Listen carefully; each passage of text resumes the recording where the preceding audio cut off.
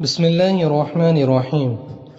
رسول اللہ صلی اللہ علیہ وسلم نے فرمایا، صحیح البخاری حدیث نمبر 275، جب کوئی شخص مسجد میں ہو اور اسے یاد آئے کہ مجھ کو نہانے کی حاجت ہے تو اسی طرح نکل جائے اور تیمم نہ کرے۔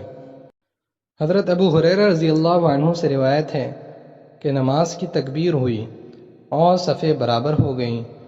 لوگ کھڑے تھے کہ رسول اللہ صلی اللہ علیہ وسلم اپنے حجرے سے ہماری طرف تشریف لائیں۔ جب آپ صلی اللہ علیہ وسلم مصلی پر کھڑے ہو چکے تو یاد آیا کہ آپ جنوبی ہیں۔ بس آپ صلی اللہ علیہ وسلم نے ہم سے فرمایا کہ اپنی جگہ کھڑے رہو، اور آپ واپس چلے گئے۔ پھر آپ صلی اللہ علیہ وسلم نے غسل کیا اور واپس ہماری طرف تشریف لائے تو سر سے پانی کے قطرے ٹپک رہے تھے۔ آپ صلی اللہ علیہ وسلم نے نماز کے لیے تکبیر کہی اور ہم نے آپ صلی اللہ علیہ وسلم کے ساتھ نماز ادا کی۔ صحیح البخاری حدیث نمبر 275۔